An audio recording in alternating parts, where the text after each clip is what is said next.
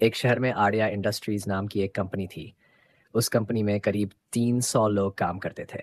हर साल 5 जनवरी को कंपनी में एक अलग ही रिवाज होता था। हर स्टाफ मेंबर 500 रुपये जमा करता था और इस तरह करीब करीब 3 लाख रुपये इकट्ठा हो जाते थे। कंपनी के मालिक दिल के बहुत बड़े इंसान थे। वो खुद उसमें 3 लाख रुपये और जोड़ देते थे और फिर कुल 6 लाख रुपये की एक लॉटरी निकाली जाती थी। सबको पता था लॉटरी किस्मत का खेल है, कभी लगती है, कभी नहीं। उसी कंपनी में एक साधारण सी महिला काम करती थी। उसका नाम था सुनीता। वो चुपचाप अपना काम करती थी और किसी से ज़्यादा बात नहीं करती थी। लेकिन उसकी ज़िंदगी में उस समय सबसे बड़ा तूफ़ान चल रहा था। उसके छोटे बेटे को तुरंत ऑपरेशन की ज़रूरत थी। पैसे नहीं थे और उम्मीद बहुत कम थी। सुनीता जानती थी कि अगर लॉटरी नहीं लगी तो उसके 500 रुपये भी चले जाएँगे। फिर भी उसने सोचा, जब ज़िंदगी ही दांव पर लगी हो तो 500 रुपये का डर कैसा?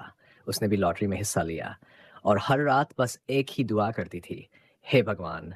अगर कहीं से आ सकती है तो बस इसी रास्ते से आ जाए। कंपनी के मैनेजर राजीव साहब सब कुछ जानते थे। सुनीता की हालत, उसकी मजबूरी और उसका दर्द, उनका दिल पसीज गया। उन्होंने मन ही मन ठान लिया कि अगर उनके बस में कुछ भी हुआ तो ये इनाम सुनीता को ही मिलना चाहिए। लॉटरी वाले दिन उन्होंने एक छोटा-सा काम किया।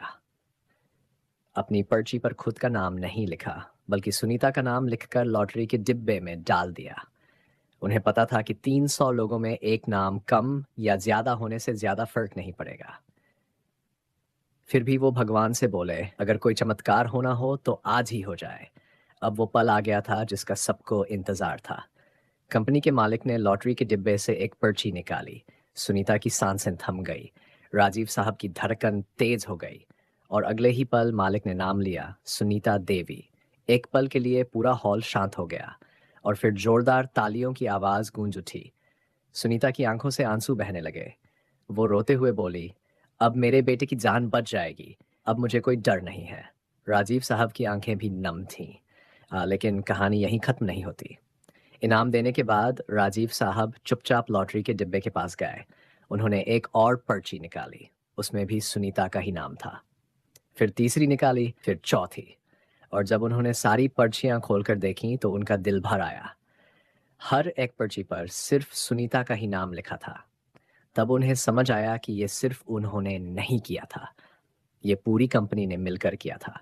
सब लोग सुनीता की मदद करना चाहते थे, लेकिन ऐसे कि उसे किसी की दया न लगे, बल्कि उसे उसका हक महसूस हो। अगर चाहते तो सीधे पैसे देकर भी मदद कर सकते थे, लेकिन उन्होंने ऐसा रास्ता चुना जिससे सुनीता की इज्जत भी बची और उसकी ज़रूरत भी पूरी हो गई। कहानी की सीख याद रखना दोस्तों, सच्ची मदद वही होती है जिसमें सामने वाले को अपनी मजबूरी या लाचारी महसूस ना हो। अगर मदद करनी है तो ऐसे करो कि वो खुद को कमज़ोर नहीं बल्कि खुशकिस्मत समझे। अगर आपको ये कहानी दिल से अच्छी लगी हो तो इसे अपने दोस्तों के साथ ज़रूर शेयर करें। कमेंट में बताइए आप ये कहानी किस जगह से देख रहे हैं और इससे आपने क्या सीखा। मिलते हैं अगली कहानी में जो दिल को छू जाए।